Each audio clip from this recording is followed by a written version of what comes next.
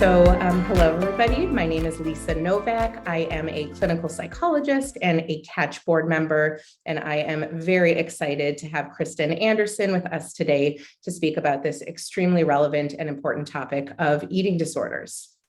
Kristen Anderson is a licensed clinical social worker with over 15 years of experience in the field of eating disorders. She has provided family-based treatment in a multitude of clinical treatment trials. She's the former clinical director at the University of Chicago Eating Disorders Program. Her current research focuses on the use of telemedicine to deliver family-based treatment. Kristen's primary interests include family-based treatment for adolescents and young adults, as well as the treatment of ARFID, Avoidant Restrictive Food Intake Disorder.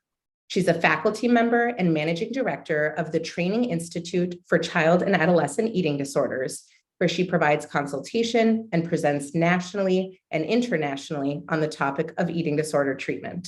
Without further ado, thank you so much, Kristen, for being here, and I'll let you take it away. Oh, thank you so much, Lisa. It's a pleasure to be here. I'm going to just share my screen and pull up my slides. Great, thank you so much. So I hope everyone can see the slides and hear me okay. I'm very, very honored to be here for this talk. I put together just a very small amount of slides to present in the first part of the session today, but I really am open to any questions that you might have. And my information is on the last slide. If anyone wants to reach out privately, if you have something that you don't want to ask in this forum, feel free to reach out. I'd be happy to point you in the right direction if I'm not able to answer your question. I do want to acknowledge that the information that I'm going to be providing comes from a lot of members of my team at the Chicago Center for Evidence-Based Treatment. And so I just want to acknowledge their participation, even though they're not here in the putting together of these slides and the information I'm going to share with you all today.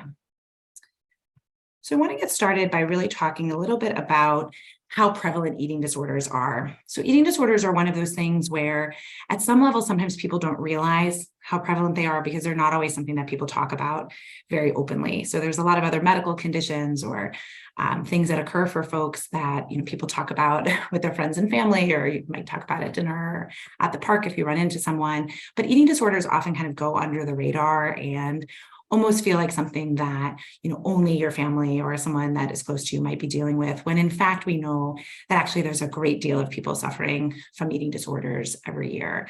The numbers that I'm reporting on this slide are also probably an underestimate of the actual population levels of eating disorders, in that often eating disorders, again, go underreported due to shame, due to access to clinical services, and to a variety of other factors. So I just share this information to kind of get us started to think about, what we might be dealing with here. I want to briefly go over the diagnoses for eating disorders, just so that we can be on the same page with what I'm talking about.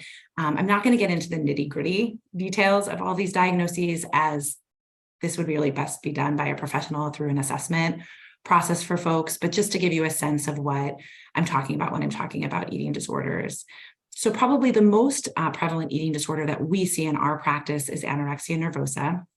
And what's important for you to notice about anorexia nervosa is that it's really a diagnosis that's given when somebody's energy intake is not equivalent or exceeding to their energy output. And so again, sometimes people in their mind think about people being very emaciated or very thin, or looking like they might have anorexia as being kind of the key factor. And really that's actually not the case. So what happens when someone has anorexia is that their own body weight, where they're supposed to be growing and developing, is being compromised by energy restriction.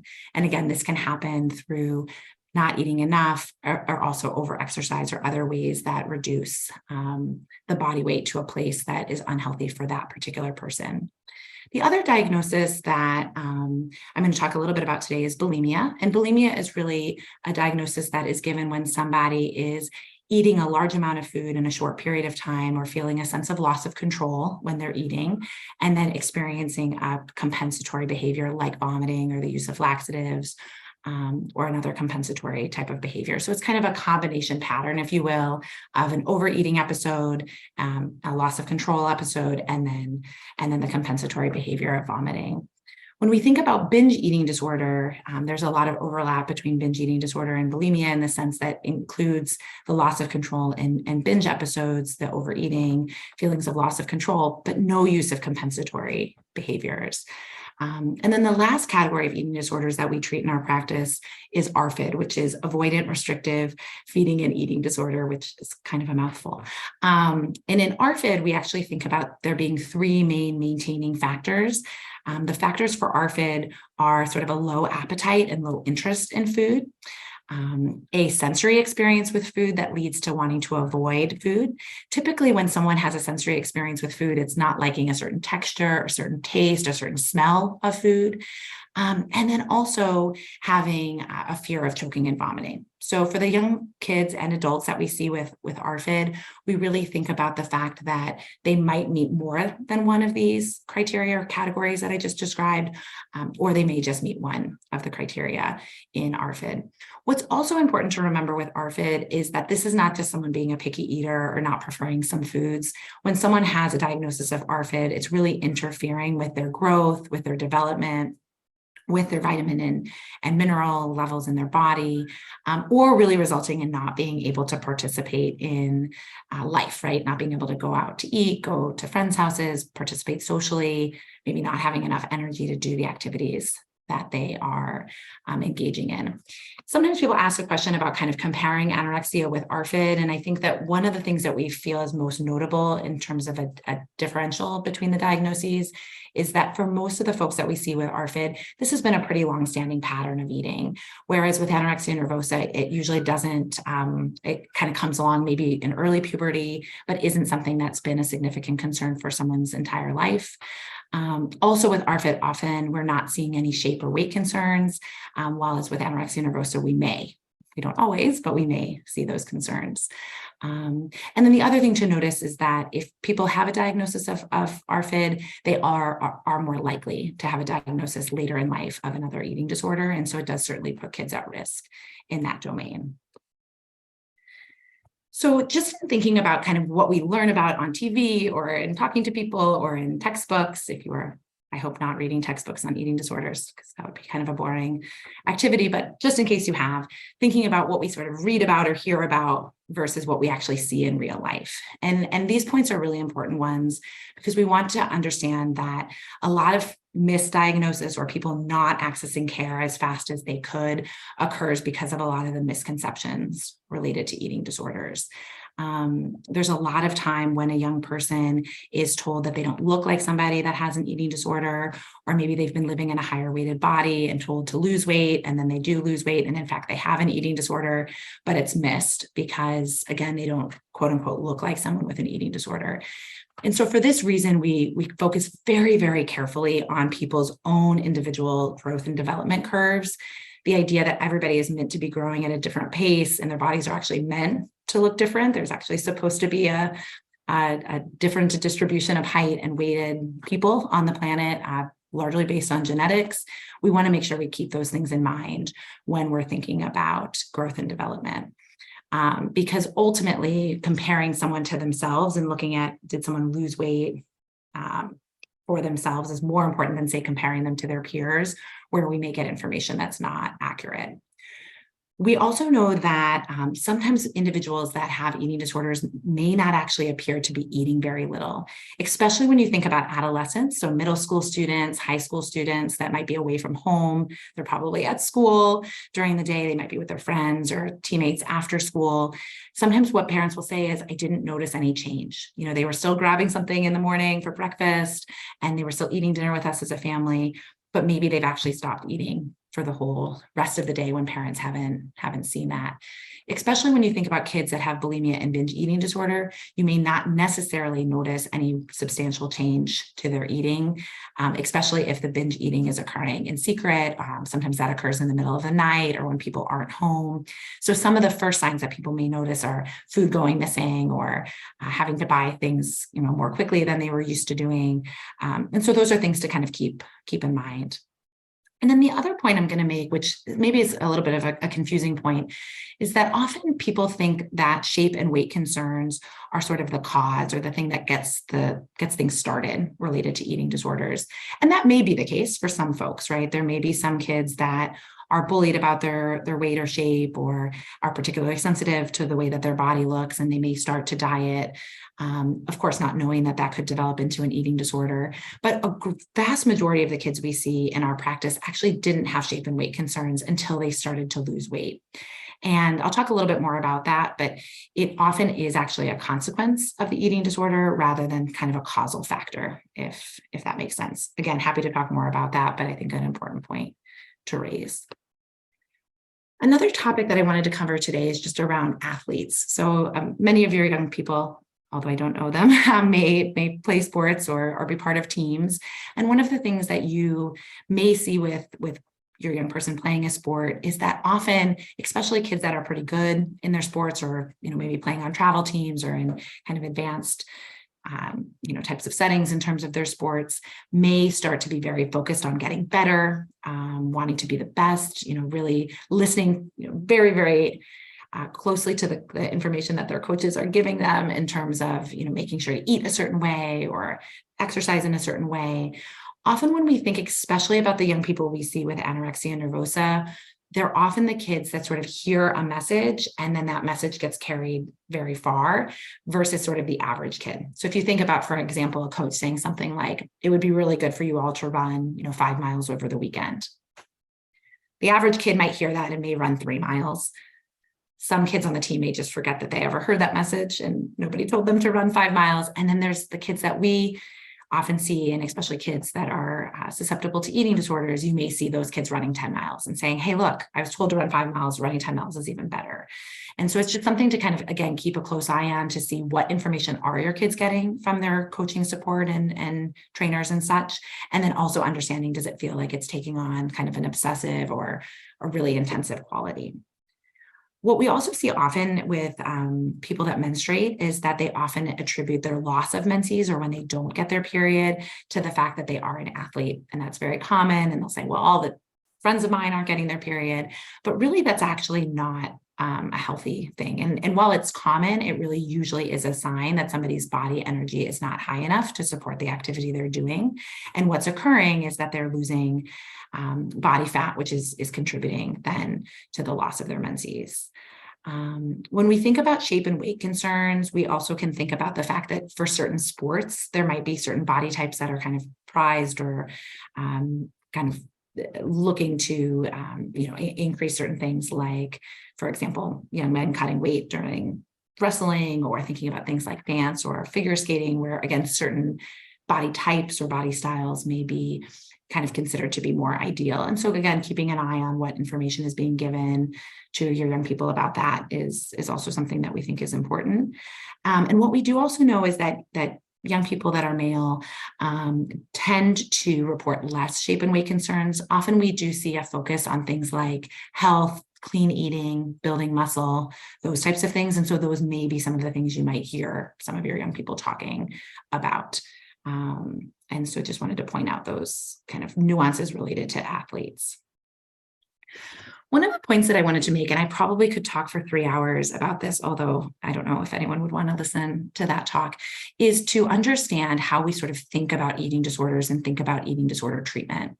And so a large amount of the information that we get from thinking about kind of where treatments are now, which I'll talk about a little bit later, actually comes from information that we learned from the KEYS study.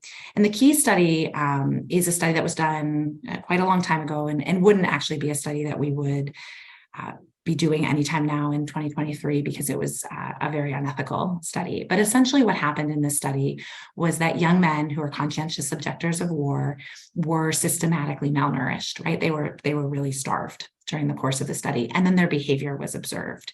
And what they learned from this study is that when the young men were malnourished, they had some of the things that are listed on this slide: strong preoccupations with food, they were socially isolating, really getting quite rigid with the way that they were eating. Their mood was changing. And so those are some pretty significant concerns. What we know as eating disorder providers is that this entire same list that I put on this slide actually looks like quite a lot of the young people that we see with eating disorders. And so we learned quite a lot from this study about what happens when the brain is starved. And when you think about, even when I use the word starved or malnourished, it doesn't even have to be malnourished to a point that is extremely significant. It's this idea that the brain and the body is not getting the type of energy that it needs. And when you place that contextually into the place of thinking about adolescence and adolescent development, whether your young person is an athlete, not an athlete, whether they're a tall person or a small person, the amount of energy needs that adolescents and pre-adolescents have is quite high. And so if that is interrupted in any way, especially if food is restricted, there can be really, really significant effects. And so a lot of what I'm going to talk about for the rest of today, and at any other time, if anyone wants to chat about it, is around this idea of kind of then how do we approach the treatment when we think about this. And when we also think about kids with bulimia and binge eating disorder, so even kids that don't have anorexia, often their pattern of eating is also off. So they may be trying to lose weight by not eating all day and then resulting in a binge episode. So when we think about all of these different diagnoses, we actually sort of think about them coming from that same place, which is often a restrictive eating pattern that kind of starts the chain in some way. So I've already really talked a little bit about this slide. What I want you to take, if you take anything away from this slide, is that we don't tend to recommend a concept of trying to change somebody's idea about the way that they're approaching shape and weight, but what we are really trying to target is kind of resetting the system. And so the way that we recommend doing that, and there's a couple of treatments that we do that with, is by, again, largely behavioral changes to start. And that probably maybe for some of you feels counterintuitive, because if you think about typical therapy is typically insight oriented or aimed at trying to figure out the cause of these issues. And instead, we tend to take a pretty agnostic approach to that. And I'll talk a little bit more about that in a minute. So this slide is here only because people always ask the question, which is, how do eating disorders start? What's going on there? And so what I'm going to just point you to, this is obviously a complicated slide with a lot of different things, but what I want you to, I hope you can see my cursor. What I want you to see here is this cycle where it starts with weight loss.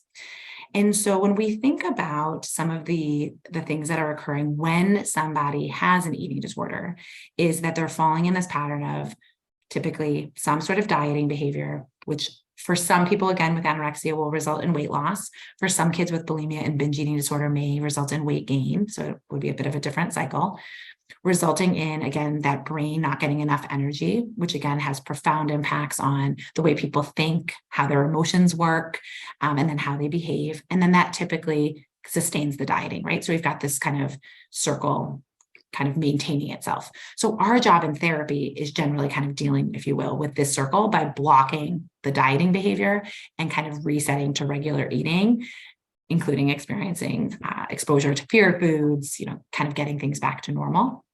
And then if there was weight loss, obviously we are remediating the weight loss by weight gain and resumption to the normal growth curves. But prior to this kind of cycle starting, we think about a couple of different things that can kind of start the process, if you will, of making someone more vulnerable to eating disorders. But when it comes to sort of what causes eating disorders to start, largely we know that restriction or dieting tends to be the trigger for most people. When we think about restriction or dieting, though, it doesn't necessarily have to mean that someone went on a diet or decided to become a vegetarian or change their exercise routine in some way. Sometimes it can be even something like somebody gets COVID and they lose their sense of taste and smell, and eating wasn't that exciting to begin with, and now they fall into a deficit. Or we have a lot of clients in our practice that join really competitive sports teams and their eating just can't keep up with the level of physical activity that they're doing. Or maybe a diagnosis of a food allergy or celiac disease. So it can really be a lot of things. When you have the word dieting on here, we sort of think about a diet, but really it's any change to the energy intake and energy output for a young person can really be a vulnerable time for them if some of these other factors, which are on the other side part of the slide, are true. So we think about a couple of different vulnerabilities. The first is really a genetic vulnerability. And when we think about the genetic vulnerability for eating disorders, we largely believe that a huge load, and this comes from the data in this arena, that a huge part of the susceptibility to develop an eating disorder comes from the genetic predisposition. And that largely that means probably some metabolic differences for these folks, as well as just the way that their brain responds when nutrition is altered. So for the average person that does not have this vulnerability, when you don't eat a lot, or maybe you miss a meal, or maybe you miss several meals, you start to feel really hungry. You typically don't feel very good. You might feel kind of hangry. You might not be able to concentrate. But for the folks that we see, they actually see a very opposite effect in their brain, which is that their brain almost kind of lights up in a pleasurable way when hunger is present. And that is again, part of that vulnerability biologically. We also think about things like early life experiences, some family influences, and other difficulties from a psychological standpoint as being contributions. So these can be things like stress, poverty, abuse, different things like that. But to be very clear, those are contributing factors to that vulnerability, but are not specifically the causes of eating disorders. And then we think about, again, the social climate or the environment that we live in. So we know that we live in a culture that's sort of steeped in dieting and still prizing the thin ideal. And so there's a lot of information, especially for young people, that they're getting about what they should be eating, what they shouldn't be eating, what their body should look like, thinking about those expectations. And so that certainly does have some contributing factor. So again, happy to talk more about this slide. I think it could be a presentation in itself, but I just wanted to put that information out there in case any of you had questions about sort of why do eating disorders occur.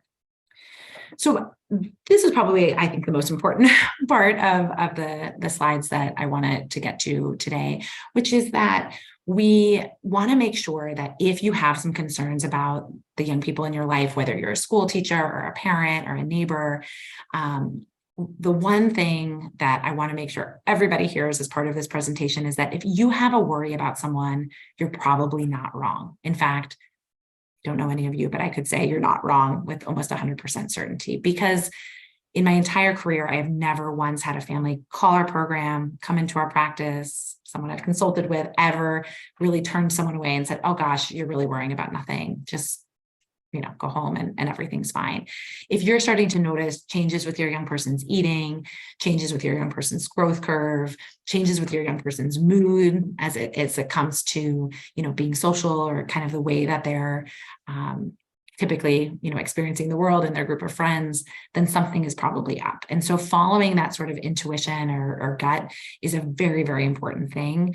And so again, we always recommend that even though it feels like a very touchy subject, that it's always worth doing a little bit of investigation because most people feel by the time that they've gotten into treatment that they're behind the 8 ball. And that's just, I think, the nature of these kinds of illnesses. But the reality is, intervening early before things have really set in from a major brain way is extremely, extremely valuable. And so just like any other medical illnesses, cancer, even a toothache, early intervention really makes a huge difference here. The things that we really recommend when you're thinking about talking to young people, again, these could be your own kids or other kids that you're working with or around, is to be very, very direct. So just asking some very direct questions. You're not going to give these kids ideas. They have access to a lot of information. So there's probably nothing you're going to say that they don't either already know about or haven't already heard about. And you really want to stick with the facts. I'm worried that you're not eating enough. I see that you're skipping dinner. I don't see that you're spending money at school on your, card that you usually charge for lunch. So being very direct. And then depending on what kind of information you're getting, we always recommend following up first with your pediatrician. I also put some additional resources at the bottom of the slide related to some other physicians that we work with, but it's very important to have a medical checkup as well as to understand if this pattern of eating has influenced weight or development in any way, as well as to get a sense of how the body is responding physically. So if you happen to be interacting with kids that aren't your own, again, we always recommend to maybe talking to a parent if possible of the young person first. And of course, always respecting privacy and doing these in ways that would be sensitive to the fact that people may feel a little bit caught off guard. It's also very, very common, especially for young people with eating disorders, to deny that there's a problem. And that is not because they're lying or they're trying to be, not trusting. It really is part of this type of illness to either not recognize that there's a problem or to kind of work to keep it undercover. And again, it's very important that we think about that as being a symptom of the eating disorder rather than as something that is making a kid, just a naughty kid or a lying kid or something like that. It's also not uncommon, obviously, for adolescents to sometimes not tell the truth. And so that overlap can get a little bit tricky. But ultimately, we have to remember that you're not necessarily looking for your young person to say, yes, mom or dad or teacher, I definitely have an eating disorder. Please get me help. Because often, if anyone were ever to say that, it's going to be pretty long into the process. And so often we're trying to catch it much earlier, which really requires adults taking the lead in terms of getting someone into treatment. So I realize we don't have a lot of time today, but I did want to just include a little bit of information on treatment because I think there's still a tremendous amount of misinformation out there in terms of the evidence. So I often fly on airplanes. Well, I used to do that a lot before COVID, and I got to hear many people's responses to when I said what I did for a living. And most of them were incorrect. So when we think about old ways of thinking, like parents cause eating disorders, or eating disorders are because somebody is spoiled or because they just want control, or they're never going to get better, so it's not really worth treating. Those kinds of things are really patently false. We have no evidence from lots and lots of data over the years to support that these statements would be true. And so the things that I want you to again hear, if you hear anything on the update on treatment, is that there's really no such thing as a dysfunctional family when it comes to the development of an eating disorder. When your young person stops eating or is experiencing binge eating or vomiting, often people really reorient, or the family reorganizes around this problem in a way that might look dysfunctional on the outside, but is probably protective to just kind of keep things going at some level. So we don't really have any evidence to suggest that parents, or family systems are the cause of the eating disorder. In fact, what we see actually is this kind of illness actually has profound changes to the family, which is often what we're seeing when someone comes into treatment. We also know that really parents and family members are the best resource for our young people that have eating disorders, and that if we can act fast, that there's absolutely no reason to believe that these need to be lifelong chronic illnesses, but in fact, people can go on to live, very, very good quality of life and have very healthy outcomes. What we also know is that we have to focus on nutrition first. And so again, often in other types of therapy or for other types of concerns, the idea of somebody meeting with a therapist, like a young person one-on-one, is a pretty common way of doing that. But when it comes to eating disorders, we really recommend it being an entire family kind of affair, if you will, so that we have a lot of ways to think about support. And so we definitely focus on nutrition first, and then secondarily, we really consider how we can use the family as a resource. And that's important, again, developmentally for the young people that we see, because putting this burden on their shoulders would be very difficult. But also it's important because there's lots and lots of different ways that parents and siblings as well can support their loved one.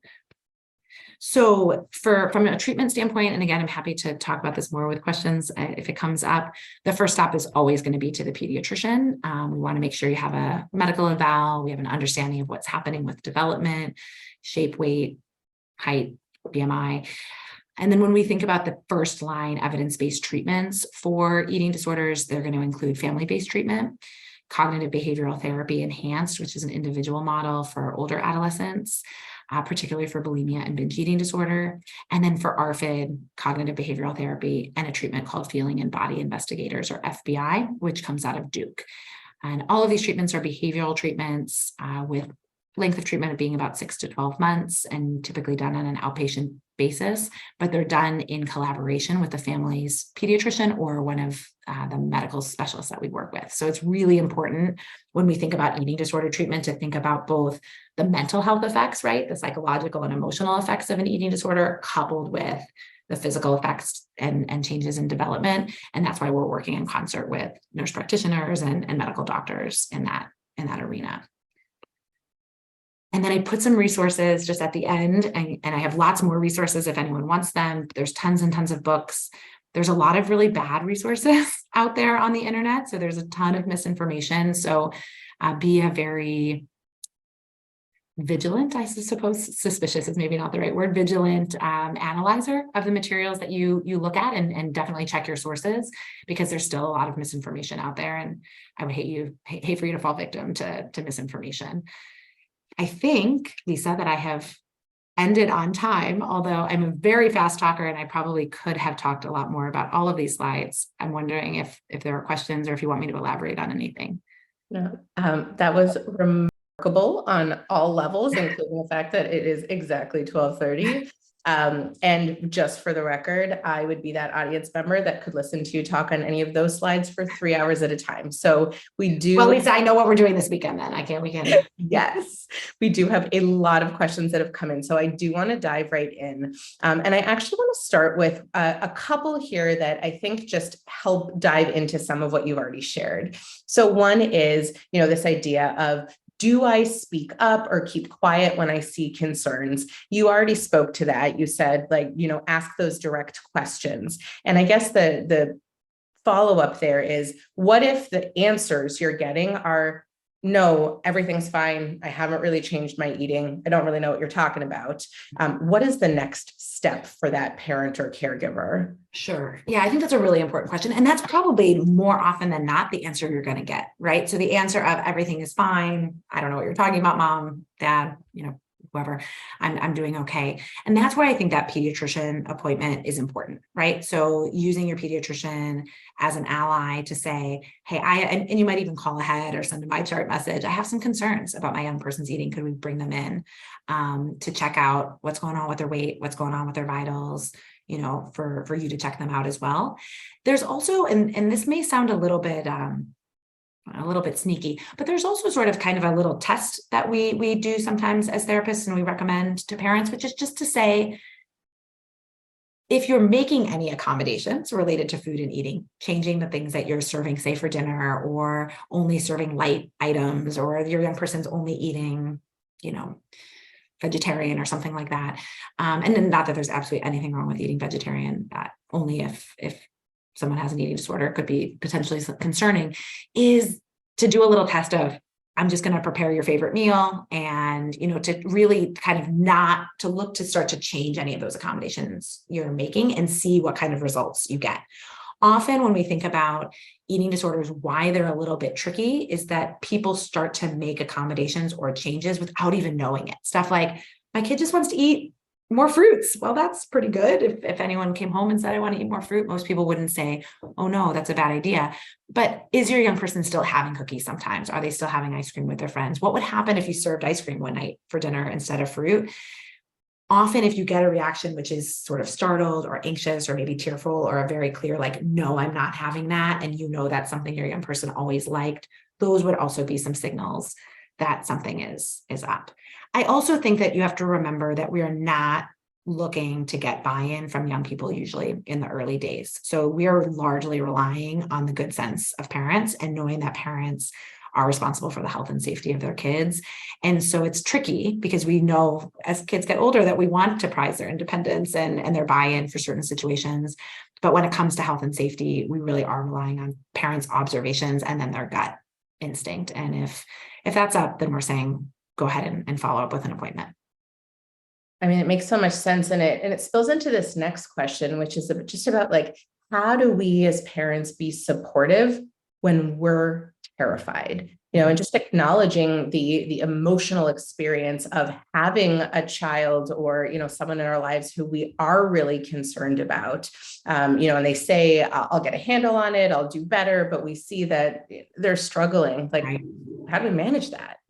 Yeah. And I think that's where your own support network, as well as not to plug professionals, but I think where we can sometimes be useful in the sense that we've been down this road a lot of times before with other families. And so hopefully we can serve as good guide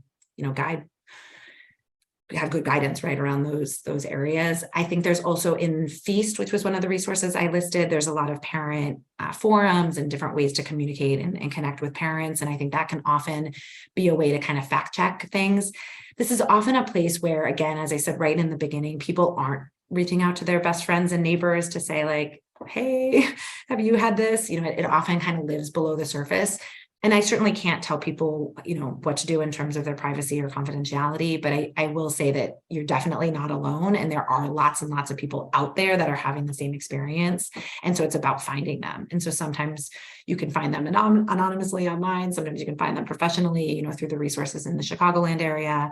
The National Eating Disorders Association has a hotline, which can be a good resource, but it's also really leaning on who you rely on to say, okay, just like with any other diagnosis or speculation, whether you were worried that your kid might have cancer or some accident occurred, you have to put your own oxygen mask on first, and you have to be regulated enough to be able to seek information, because it's going to be a big wave of information very quickly. And so it's really, I think, about sorting out how you can get the support that you need as a parent. And I think that's often what we sort of think about, those early pediatrician visits. And then when people start to contact us, when they have further concerns, as that being really our role in those first couple of weeks to months, if not beyond that. No, that makes a ton of sense. Can you speak a little bit more to some of the behaviors or symptoms that people might be noticing that are perhaps more subtle, given that we know that eating disorders can be particularly sneaky? So, Sure. Outside of just stopping to eat dinner, maybe just more like cognitively, emotionally, what you might see in youngsters? Sure. Yeah. So often what we are going to see is, a change in terms of some additional rules or guidelines around eating. So, I no longer eat fats, or I don't want to eat anything that's from a store or in a package, or, I want to try to eat clean foods, or I need to know where the food is coming from, kind of an over focus on maybe labels or the ingredients that are in food. Sometimes also parents might notice their kids are just getting rigid in other areas, that they just seem a little bit anxious. They seem kind of, again, almost like that sort of scared cat kind of approach, where it feels like, gosh, they're just not themselves. So getting a little bit more rigid, even around, going to sleep or going outside of the house. Maybe they're, an early adolescent that you were normally having to drag them back at home, to spend time with the family. And instead they want to be home all the time, with that sort of social withdrawal. Practically, when we think about things like compensatory behaviors or food and eating, if we think about binge eating, we're usually thinking about either still maybe seeing that someone isn't eating much during the day. You might observe that, you might not, depending on how much you happen to be around your kids based on their age. But often parents are noticing that either cash is going missing, credit card bills are higher if kids are, say, have a car and are accessing food, or that food is just going missing in their house. They bought a gallon of ice cream, half gallon of ice cream yesterday, and it's already gone, kind of thing. Now, again, some of those signs could also be totally normal. I have 3 kids. They could eat half a gallon of ice cream, no problem, in a day. But point being is you kind of have to look for that consistent pattern. And then with vomiting or other laxative use, diuretic use, again, we would think about, again, cash, credit card, debit card use, kind of flaring at online stores or pharmacies, those kinds of things, as well as usually with vomit. You're either going to notice vomit, like a smell of vomit or presence of vomit, or sometimes people will also notice that, their young person's bathroom smells really clean, or another bathroom smells really clean. In that someone was trying to cover up that fact, and maybe their kid typically wouldn't be a kid that would be bleaching the bathroom on a regular occasion. So it's usually these kind of pieces coming together. It's usually not one thing. It's kind of a cluster and a pattern that we would notice. And somebody actually asked a question which sort of speaks to this idea of, do we give them any sense of privacy, or do we kind of follow them around to see what's going on? This question in particular was related to somebody noticing that their daughter seems to be going to the bathroom right after meals and becoming a little more obsessed with working out. How do I know if she's vomiting?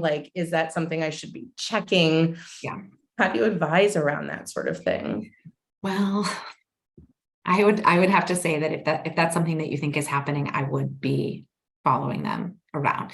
And I think what we have to remember is that this is not meant to be a violation of privacy, right? The idea with any of the things that I'm talking about is that in any other circumstances, we would, of course, want someone to have independence, body autonomy, all of these things are very important parts of adolescent development.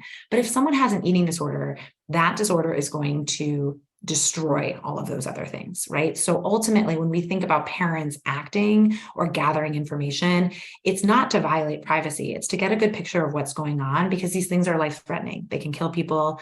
The suicidality rate is high. They can be long-term diseases if they aren't treated, especially treated early. So, that's when we're thinking about sort of the intervention matching the possible severity. The idea, of course, of following your 14-year-old into the bathroom, typically, I would not generally recommend that as a rule of thumb. But if you're seeing this pattern, which is every time or several times a week, they're going to the bathroom right after dinner, you might pull them aside and ask, or you might try to change the behavior by saying, hey, after dinner, we're going to go on a walk and see what the reaction looks like. Or, if they're showering every night right after dinner, maybe you start encouraging a shower before dinner, and what you're seeing is, what does that response look like? Because if it's no big deal, it will be no big deal. If it is a big deal, you might notice some other things starting to happen. Yeah, no, that makes a lot of sense. That Sort flexibility. of the same thing we think about, like if someone was drinking in the bathroom, or you thought someone was doing drugs in the bathroom, we would not advise generally to be going and hanging out in the bathroom with young people usually. But in a situation where you think they're at harm, in harm's way, you would go. Yeah, no, that makes a lot of sense. We got a bunch of questions here that I'm going to sort of put together related to this idea of, potential precursors or worrisome things that are happening that are maybe not yet an eating disorder. Things like younger kids saying, oh, I need to lose weight, or I'm so fat, or, somebody trying on a bunch of outfits and saying, oh, nothing looks good, commenting on their weight, on their body. At what point do those things become more concerning? At what point should somebody be seeking additional support around that? How do we know when it's typical behavior versus something much more problematic?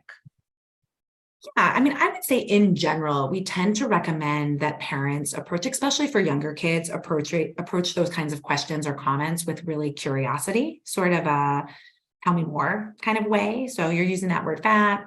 What do you mean by that? And because I think ultimately when we think about adults, there are a lot of ways that some of the words that we think about using, like fat or overweight or those kinds of things, have really taken on a less sort of observational quality and more of a someone's making fun of someone else or making a disparaging remark or something like that. And so again, we tend to think with parents, especially of younger kids, to really think about what are they really communicating? Something going on that's making them feel bad. Ultimately, what we also recommend in this, so in terms of approaching curiosity with kids, we also really recommend for parents really being curious for yourself around the way that you talk about your body, the way that you talk about other people, the way you talk about food. And again, when you think about these kinds of things, these are not causal factors for eating disorders, but for kids that are susceptible for eating disorders, if there's other people around them, which we know is going to happen in society, constantly talking about dieting or food or eating or good food versus bad food, certainly that can get, kind of get someone on the track, if you will. And so what we really recommend is in that home environment, really trying to actually kind of reduce very drastically, if not at all, that kind of conversation, that you're not constantly talking about appearance or your own appearance or your weight or being on a diet or those kinds of things. I think what you're also, trying to acknowledge is, again, the society that we live in, and that all people come in different shapes and sizes. And so there's going to be a whole range of kids, right, that maybe don't feel like they belong, or, might be hearing other people talking about their bodies. And I think we want to give parents and kids, and this is something we do with little kids, some language around how to communicate with others about not talking like that or not saying those kinds of things. And so that might sound kind of direct, but I think it's important that we kind of give kids early language around these things, because otherwise they can be really susceptible as they get older to continue conversations that really don't feel very helpful.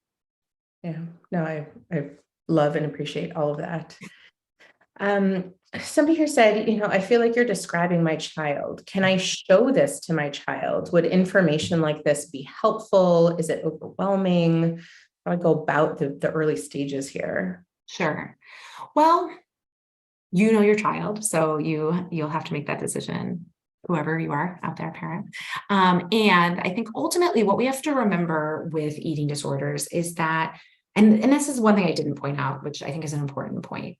Most of the kids that we see, in fact, probably almost all the kids we see, are really exceptional kids. Like, they are great kids, they are smart kids, they're logical kids, they're the top of their class, they're the best soccer player, they're the all the things, right? And I believe all kids are also wonderful. And the kids we see are really, I think, just top of the heap. And they don't, so in all other arenas, logic, conversations around facts, all of these things may work in other ways, right? Like, hey, you're having trouble studying. If you get 10 hours of sleep, the doctor says, it may work, those kinds of things may work in other circumstances. So I would like to believe that if you showed them this presentation and then they watched it and or looked at the slides, that, some of the information about how really life-threatening and harming eating disorders can be might come through to them.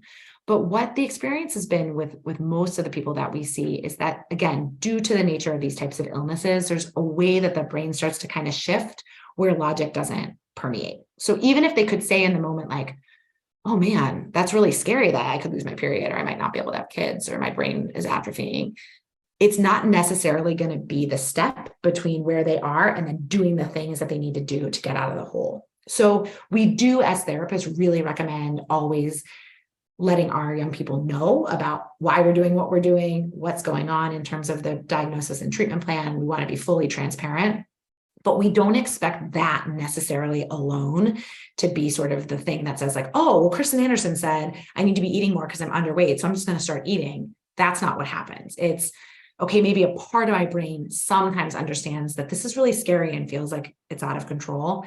And when I have to look at that huge plate of spaghetti, I'm terrified. And that's where then parents come in terms of that support. So I would never advise people to be, tricky or sneaky in terms of information. I think full transparency is very useful. But I think, unfortunately, and probably due to the nature of the smart kids we get to see, people, I think, inadvertently hope or kind of wishfully hope that it's going to be the thing that makes the difference. And then all of a sudden they will be motivated or their behavior will change. And that's typically not what we see. Now, some of that might work in very, very early stages, but still we would largely depend on the behavioral intervention to kind of shift things around. Great. And so this next is sort of a two-part question. You talked about how primarily you start with that behavioral intervention piece. Is there a point in the therapy at which there is that deeper dive, that introspection around the root cause, or does the therapy typically end at that behavioral treatment once the behaviors have changed? That's kind of part one. And then part two, which I think is tied to that, is can you just talk a little bit more about the recovery process? I know it's different person to person, but you said, a myth is this is lifelong. How long does treatment usually take, and what do we expect to see on the back end of this? Sure. I think those are great questions. So the first thing I'll say is that everybody's a little bit different in terms of what type of therapy they may do on the back end behaviorally.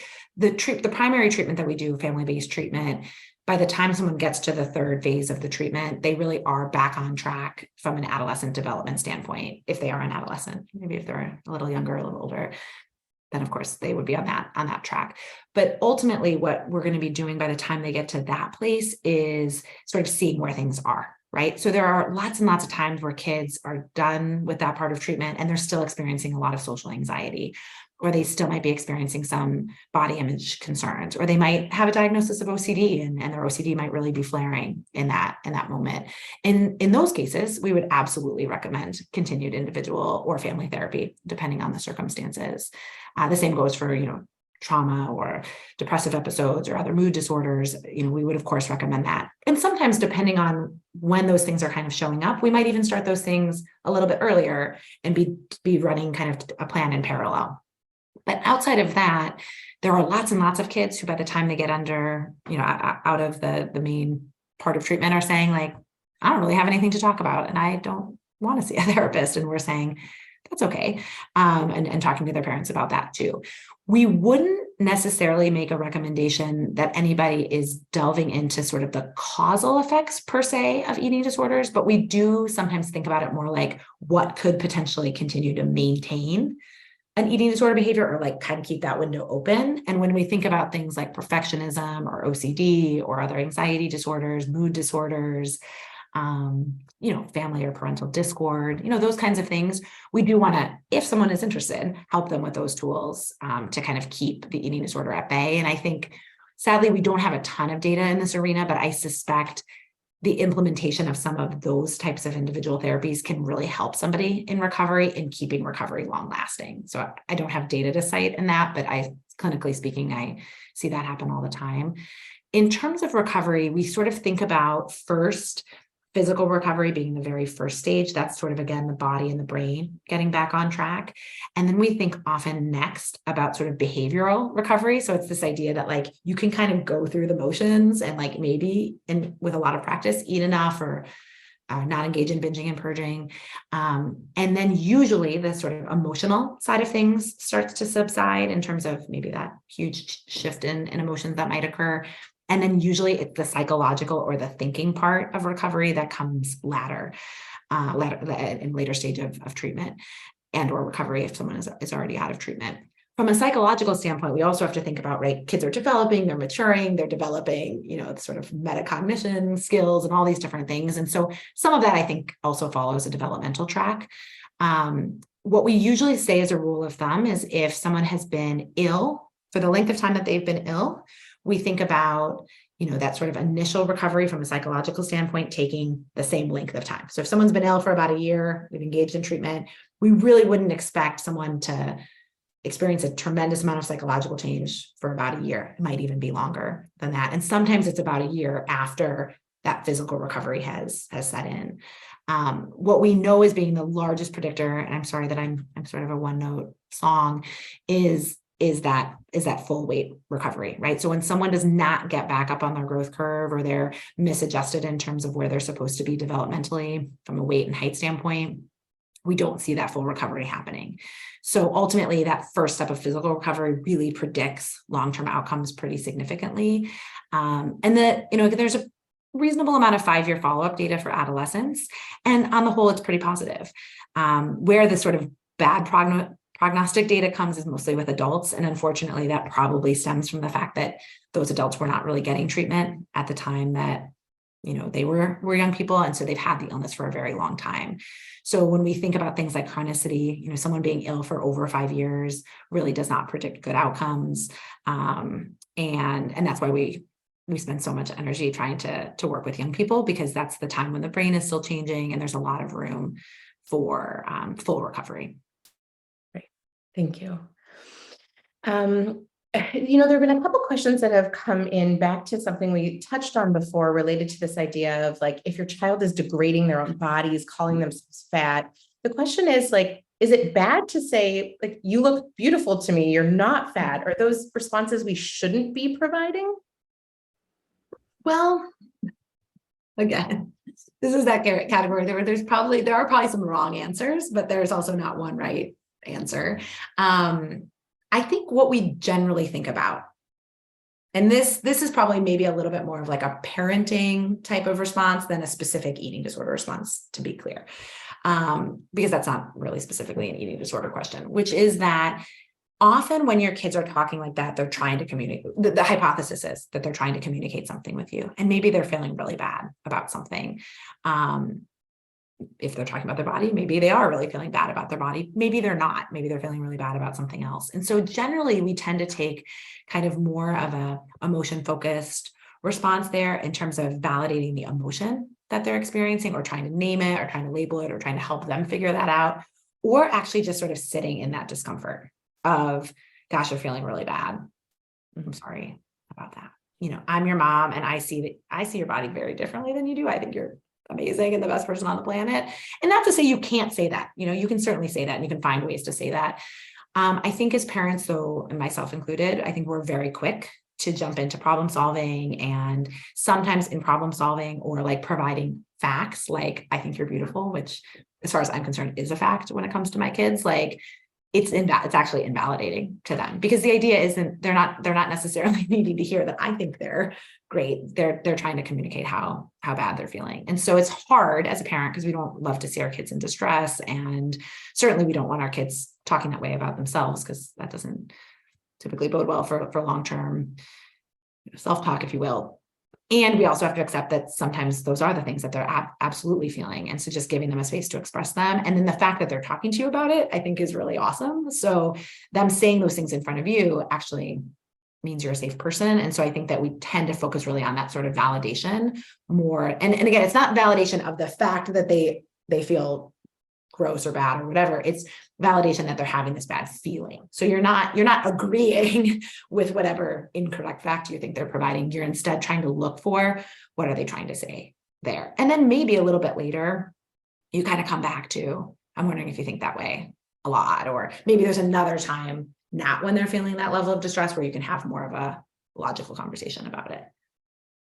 Thank you.